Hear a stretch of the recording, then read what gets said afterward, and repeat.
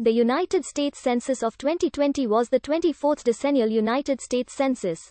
Census Day. The reference day used for the census was April 1, 2020. Other than a pilot study during the 2000 census, this is the first U.S. census to offer options to respond online or by phone. In addition to the option to respond on a paper form as with previous censuses, the census recorded a population of 331,449,281, an increase of 7.35% over the preceding decade. As required by the United States Constitution, the U.S. Census has been conducted every 10 years since 1790. The 2010 United States Census was the previous census completed. All persons in the U.S. age 18 years and older are legally obligated to answer census questions, and to do so truthfully.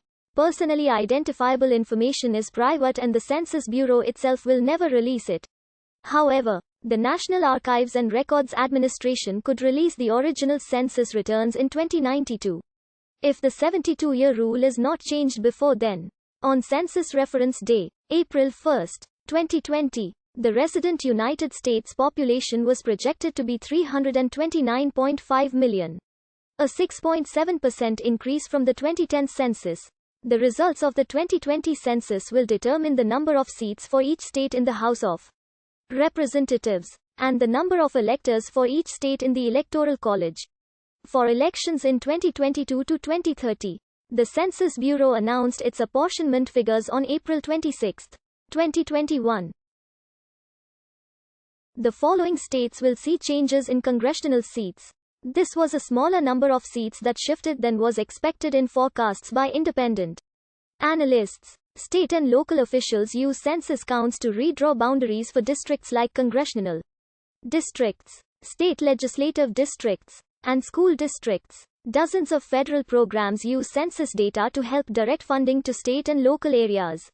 Census results help determine how more than $675 billion in federal funding is allocated to states and communities each year for roads, schools, hospitals, emergency services, and more. The 2020 census is the first U.S. census to offer a full internet response option and the first to extensively use technology as opposed to paper to manage and conduct field work.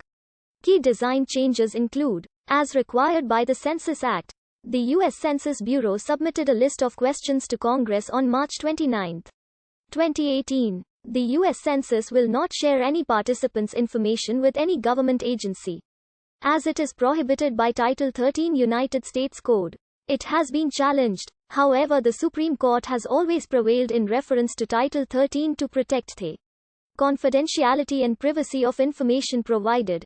Based on those questions and a subsequent executive order, the 2020 census asked. According to the Census Bureau, 60.0% of all U.S. households had submitted their census questionnaire by May 22, 2020 either online, by mail or by phone. Most U.S. households were mailed an invitation letter between March 12 to 20 to self-respond. They account for more than 95% of all U.S. households. Prior to the ongoing coronavirus pandemic, the remaining 5% of U.S. households were supposed to be visited by census takers in April, May, dropping off invitation letters to owners. This was delayed, but most census officers restarted work again in mid-May. By July 14, 2020, the response rate was 62.1% on 91,800,000 households. The final self-response rate in 2010 was 66.5% and 67.4% in 2000. In an update published November 5, 2020, the Census Bureau said 99.98% of addresses had submitted their census, with only one state below 99.9% response rate. Paper responses postmarked on or before October 15 will be processed, as long as they arrived at the processing center by October 22. As in previous censuses, the 2020 census relied on a network of trusted voices nationwide to help raise awareness, answer questions, and encourage community members to participate. Hundreds of local, complete count committees are dedicating resources to the efforts nationwide. WMLY and R secured the Integrated Communications contract for the 2020 census campaign in August 2016. as the contract's primary agency of record. We created an integrated team for this project. Team Y&R, which includes subcontractors specializing in minority outreach, digital media, earned media and more. In March 2019, the campaign unveiled the 2020 census tagline, "Shape Your Future, Start Here." The tagline was based on research that demonstrated which types of messages will reach and motivate all populations, including segments of the population who are historically hard to count.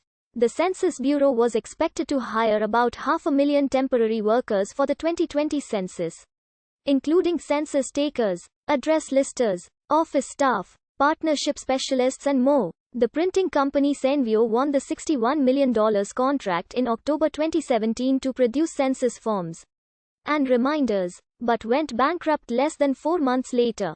The Inspector General,